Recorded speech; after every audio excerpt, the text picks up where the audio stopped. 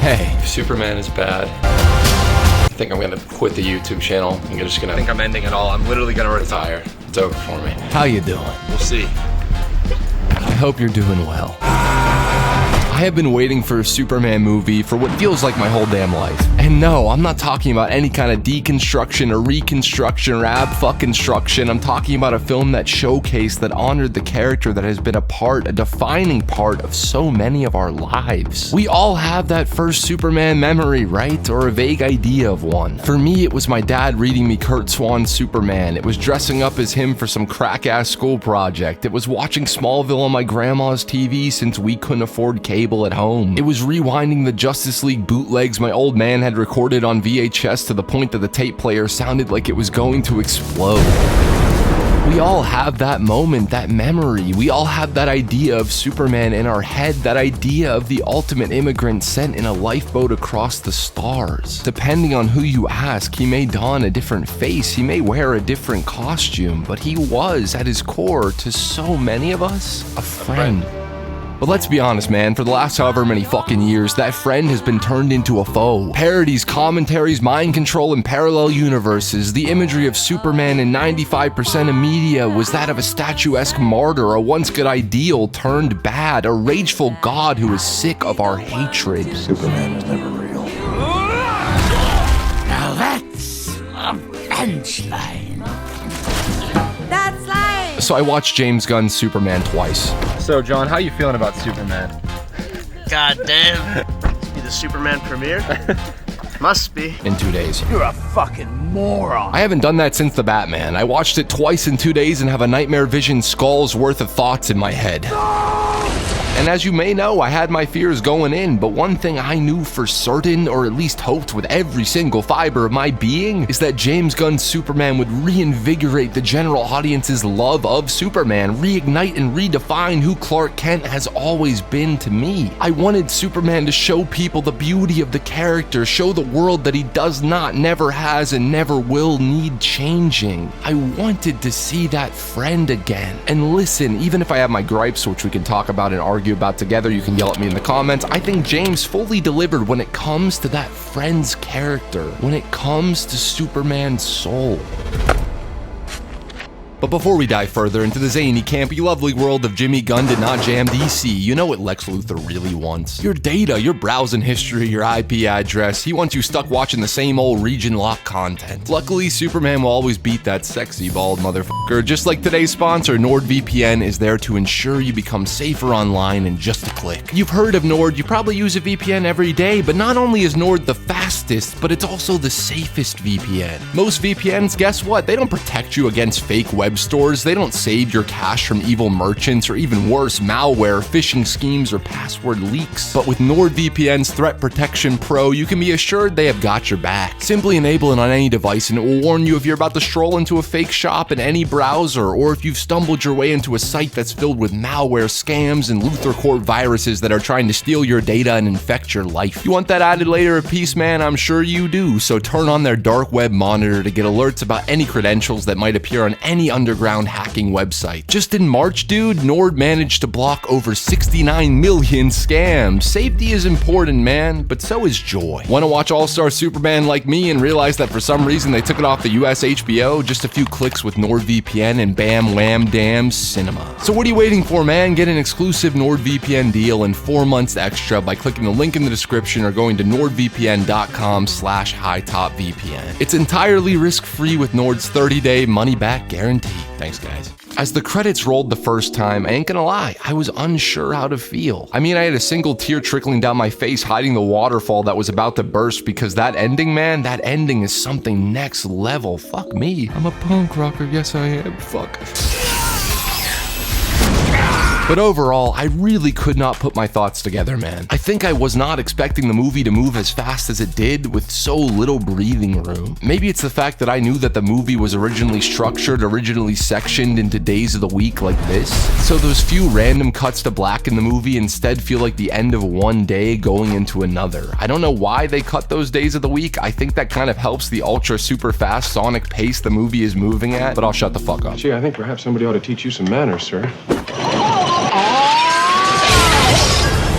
terribly sorry about all the damage, sir. For better or worse, scratch that, for better and worse, I think Superman really is the most comic book movie ever made. Not the best and by far not the worst, but for sure the most. And there's two sides of this, right? One that feels so palpably in love with the source material. One that drops you right into the story, the world, as if you picked up an issue off the rack. You don't need backstory because this isn't a new take on Superman. This is Superman. You don't really need to know the origins of Guy Gardner, Mr. Terrific, and the Justice Gang because just like in a comic book, this is not their story. When Batman shows up in a random issue of Superman, they don't flash back to the damn alley. You don't get the pearls, you don't get the gunshot, you don't need any of that because this is still Superman's comic. Superman is not structured like a standard narrative film. It doesn't really have an act one. It's structured like an issue of a comic book that has faith that you will be able to figure out the context. Are you kidding?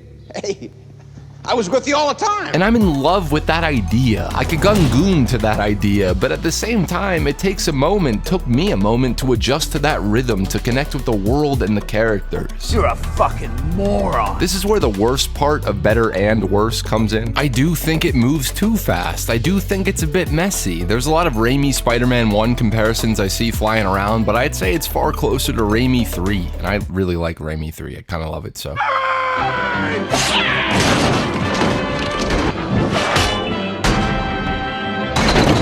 A beautiful mess where the parts that emotionally slow down, the moments where Lois and Clark can just gaze into each other's eyes, or have an insanely passionate kiss that goes on uncomfortably long, as if we shouldn't be allowed to intrude on their romance. Those moments are perfect, dude. Making Superman a love story, not just between him and her, but between him and humanity is what I've been begging for, like a Lex Luthor who just ran out of 1As.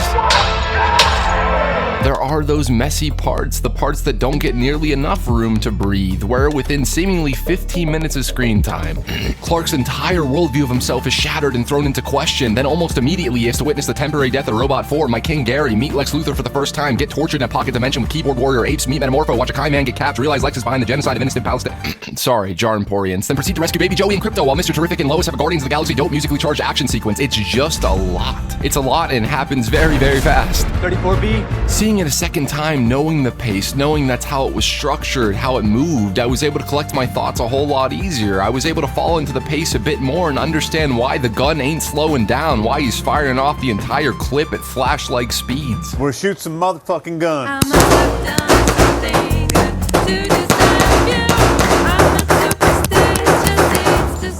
I don't think it's like filmmaking insecurity. I don't think that. I think it's just a course correction. Because think about it, man. Ever since Superman Returns, if you're not watching the shows, if you're not reading the comic books, the main idea of Superman to the general public is someone who's always going through an existential crisis. You wrote that the world doesn't need a savior, but every day I hear people crying for one. No one stays good in this world.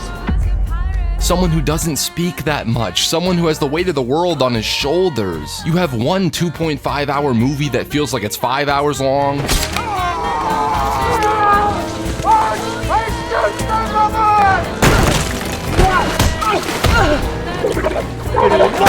Before you leave! Tonight. You got Man of Steel. And you got two director's cuts where Superman is just plain miserable for 92% of the combined 9 hours. Hell no, man. What the fuck? Gunn can make a good movie. If you ask me, and I've literally seen all of them, he hasn't made a stinker. I'm Jimmy Gunn. This is his messiest movie because, in a sense, and he said this himself, everything is riding on this. Not just in terms of the box office, not just in terms of setting up the future of the DC universe, but most importantly, most stressfully, the hardest job he had was and is to showcase Superman in a way that undoes the damage of nearly 2 decades worth of postmodern takes. I don't care if you like the Snyder films, I don't care if you love Superman Returns and the Injustice games, I love some of those too, but the average person you pull off the street will probably tell you they don't give a fuck about Superman. Gee, I think perhaps somebody ought to teach you some manners, sir. That his movies suck except for the old one and that he's boring. I think James is under the most stress he's ever been behind the camera, and I think you can feel that. You can feel this movie is fighting tooth and nail to never once be boring. It's one gigantic ass beating, which I love, after another. It's Gunn literally screaming at you saying, look, Superman is vulnerable. Look, Superman is not some god. Look, he's anything but boring. And yeah, man, that's kind of a necessity at this point, even if I personally wanted more small moments. The moments that stood out to me above all else are the moments where Clark is sitting, not in action, when he talks to Lois about the goofy band he thought and still fully believes is undeniably cool. Or when he's at the Daily Planet and tells Steve to shut up because he's talking shit on Ma and Pa, whom he clearly calls every time he gets an article published. These moments, they are so sweet, they are so Superman, they fill my cold, dead, barely beating heart with joy and compassion. And if my only real complaint about the movie is that I need more of these characters, more of these actors beautifully portraying these icons in a way that I've dreamt about for so long, how much of a bad thing is that really? The things that I was worried about, the look of the film, the Justice Gang, all of that works way better than my dumbass would think. I'm sorry. Having seen the film and not just the trailers, I can see exactly what James Gunn and Henry Bram were going for when it comes to the cinematography. It really is just non-stop camera nearly always in motion, spinning, twirling, and flying alongside these guys. The action, it hits, even if there is just so much being spewed at you in any given frame, any given second. Some banging action. But any superhero movie that dedicates its action almost to an absurd degree to really making the ultra-powered hero feel vulnerable, that shows him getting beat down again and again only to stand back up, barely holding on for the sake of his selfless heroism, is a fucking winner in my book. Saving our lives, standing tall, and being there after he has to pop his shoulder back into place after he's been suffocated by nanites, poisoned by kryptonite. His pain is in service to our lives. And that's never ever felt clearer in a Superman movie, and seldomly in a superhero movie. And yeah, bro, I ain't gonna lie, I still wish certain framing choices went a little bit closer, went a little bit more intimate, and still wish the colors were a tad bit warmer, but what the fuck do I know? Ow! Ow! Ow! I'm Jimmy Gunn. The Justice Gang, somehow, is in the movie the perfect amount for me. Most of the team brings it, man. So you know he's Clark Kent. Somehow Nathan Fillion and Gunn made Guy Gardner somewhat likable to me, which, having just reread Justice League International, is seemingly an impossible task. And this has been said way too many damn times already, but I'ma hop on the bandwagon and say that Eddie Gathegi is a generational scene stealer as goddamn Mr. Terrific. I love when superhero movies don't assume you will like someone because they have a spin-off plan, but instead actually cast a great actor with a wonderful screen presence that makes you want to see them again. Amazing how that works, huh? It's wild to do a brain rot fuck talk scroll and see people in love with a character as niche as Mr. Terrific. My only note is that I think that Hawk Girl is a bit undercooked in the writing department, even though she has the biggest fuck yeah moment in the movie. I just wanted to see more of her. And I love how, like I thought G-Spot Gunn would do with them, the gang serves as a statement on the US militarization of superheroes. Sanctioned, funded, and dumb leather outfits that not only answer to bullshit Lantern Corps codes, but also to billionaire bureaucrats and politicians. And it's incredible that their arc is to learn from Clark, learn through his actions. If any form of life is in danger, whether that's as fantastically Silver Age as a confused baby kaiju, or gutturally raw and timely as a Middle Eastern child about to be shot down with a weapon paid for by the United States, it's your duty as a hero, a person, to intervene, to try, despite any and all geopolitical repercussions. It's your responsibility to protect all life, no matter how big, no matter how small. Is this a groundbreaking take? No, not really, but is it wild that James Gunn got to put this into his Superman movie in this current era we're living in? Fuck yeah it is, man. And compared to the borderline corrupt and US military funded majority of the MCU, it's revolutionary. Digested us, and now we're stuck in its asshole waiting to be dumped out. And while we're here, they packaged the fight in the product, turned our dissent to intellectual property. On a nerd note, before I continue, Ultraman, right? He's totally gonna turn to Bizarro, right? Like that's gonna be so cool. James Gunn would absolutely crush a Bizarro-based movie, and I'm so fucking pumped if that's the direction they go. Holy hell. What's going on? I'm Superman. Me. There's been a lot of talk on the interwebs about the House of L plot twist. And yeah, as an immigrant allegory, I understand the upset. What does it say that America's ultimate refugee was sent here to conquer and mass produce? I get it, and I'm empathetic towards that, honestly I am. But personally though, I don't think that was Gunn's intent whatsoever, even if it incidentally plays like that to some. I think it's almost critical that this Superman, a very classic Superman that has to speak for a new era, has to define himself. We've seen him be told that he is a savior again and again. We've had brilliant actors tell him that his purpose since birth is to protect us. You will give the people of Earth an ideal to strive towards. They can be a great people, Kal-El. They wish to be. They only lack the light to show the way. They will join you when the sun comes. For this reason, above all, their capacity for good, I have sent them you, my only son. You can save all of them. I love the idea that his view of himself has to be redefined in this movie. I love the notion that even when it turns out that there is no pure-hearted biblical purpose for his existence, he still makes the active choice to dress up in a goofy outfit and save any and all life he can. He is not doing things because of someone outside himself. He's doing things because of that's what he believes. It's not an outside force telling him what to do or what to think. It's not destiny. It's his own choice. And who knows, man? They might pull a Smallville, they might undo this. Honestly, Supergirl comes out dumb soon, and I would be surprised if Maestro Cooper doesn't show up and give us more context to the decoded message. That said, I also would not be mad if it is true, if Jor-El wanted his son to reproduce and take over the Earth, if they did pull a Telltale Batman and flip the "my father was a great man who knew I would be great" thing on its head. To me, Superman can still accept his heritage, he can still be of two worlds, he can still have his pa and his biological father. The only thing this changes is that maybe his biological father was a bit of an asshole who cared far less about life and equality as his son does. Superman does not need two perfect sets of flawless parents. Superman can have a more than messy history, as most of us do, and still choose to be the man that he is. And I think that's more important to see, to feel now than ever before. But dude, on a really serious note, I know it's a cliche at this point, but holy fuck, Nugget, slap me across the face, fuck me sideways, and call me Jimmy Olsen. The core trio of actors, David, Rachel, and Nick, feel genetically engineered in the gun range to play these characters. Thank you.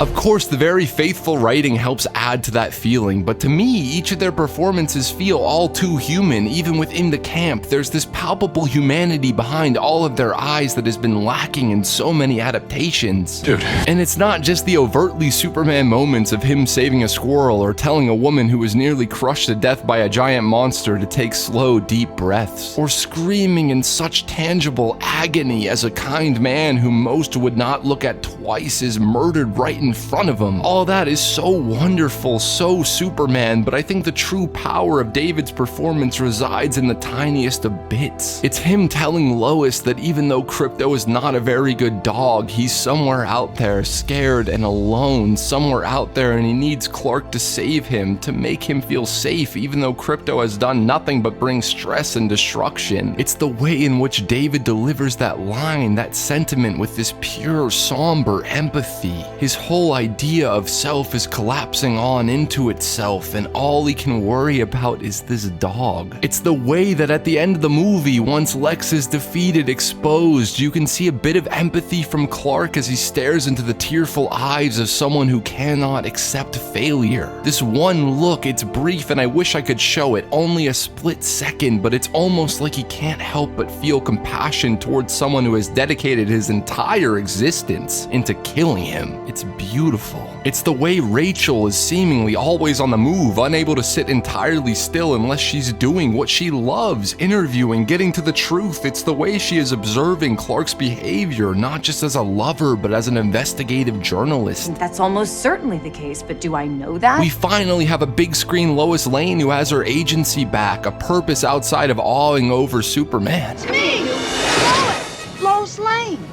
Well, a long goodbye. And dude, my fucking boy, the god tier hater, the best big screen Lex, one of my new favorite superhero movie villains, Nick Hoult Lex is next fucking level, dude. 1A! 12C, 18A, 34B, 98Z, 8H, 4014! I'll kill them too. But my favorite thing about his performance is this unspoken underlying vulnerability to Lex. This sadness and this pain that I hope gets explored in later entries. Something clearly happened to this Lex. Something clearly made him so full of hatred. Something made him feel so worthless that he had to shape himself into somebody worthy. I love this tiny detail towards the end of the film where he seemingly is worried for the engineer's safety, even calling her Angela for what I think is the first time in the movie, when she's about to crash land going 400 fucking miles per hour glued to Clark.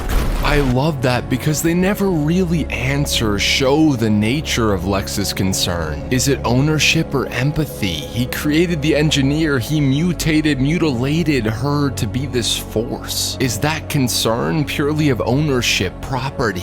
Or somewhere beneath his rage, his envy, his painful pride, does he feel genuine compassion? Just super interesting stuff, man, that ain't on the page but purely shown through Hoult's performance. His eyes speak louder than any monologue he could give. Everyone is their comic counterpart, brought to life in ways that I've dreamt of my whole life. This isn't a take on Superman, this feels like my Superman. From the small details of him drinking a glass of milk during his big interview scene with Lois, to her making him a full cup of cocoa as if that's the one drink that provides him relaxation, to the fact that he eats cereal as he watches Krypto mess with Ma and Pa's cows. It feels so utterly correct, and I wish we got more of that. I love Superman, always have, always will, so of course I want to see him be on the Kent farm for 20 minutes instead of 2. But the audience needs this fast-paced, I think. The casual moviegoer, the average modern-day audience needs to see that Superman ain't boring, that Superman is a badass not because he could fry you like a piece of Pa's bacon.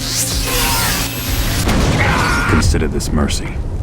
But because he remains steadfast in his morals. This movie very vocally reasserts the idea that being kind, being honest, being true, and fighting for what you believe in is the very definition of punk rock. I'm a punk rocker, yes I am, fuck. Is the very point of Superman. He's a champion of the oppressed. My only hope is that whatever sequel they have planned has now earned our trust to slow the hell down and let moments breathe. From my social media monkey feeds, the general public is so in love with this movie in ways I haven't seen from Cape Media in a long time. Gunn has the trust, he has the full clip ready to go, locked and loaded, and I would personally love if he made the ballsiest choice and made a sequel that did not feel the need to up the action, but to up the calmness and romance and sincerity that this film showcases in between the super spins, in between the Krypto chomps and the lantern middle fingers. If he allows us to sit within these moments, sit alongside these brilliantly casted, adapted characters. But at the end of the day, if the film made me want more, made me so desperately excited to see these characters in any facet, anxiously awaiting getting another glimpse into their blue eyes. And I haven't felt that way, felt this childlike wonder and excitement since the Batman so perfectly encapsulated everything I love about DC. Is there one filmmaker, if you could lure anybody into the DCU, who would you grab? Matt Reeves.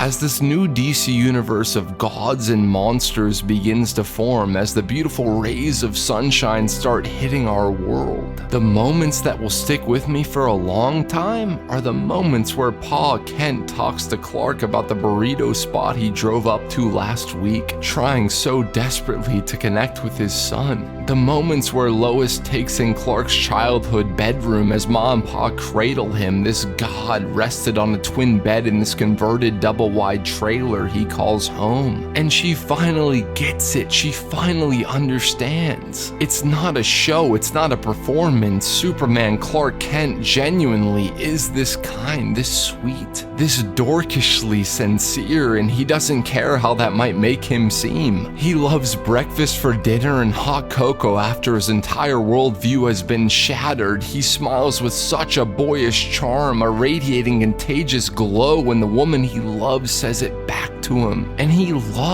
needs to be reminded of all the moments of human beauty that made him who he is, that allowed him to feel love in the first place. The final shot brought tears to my eyes, genuinely, man. The road might have been rockier than expected, but that final moment more than makes up for it. The camera spinning around the Kent's home movies while Clark lays in his ice fortress surrounded by Superman robots. This mix of pure naturalism and pure Silver Age camp. Little Clark is lifted into the air pretending to fly long before he took to the sky as we slowly push in towards his adult face looking right at us. As the sun gets brighter and brighter, his smile wider, looking right at us, right into our eyes, just as he is his human family, with such kindness and so much selfless, uncompromised love.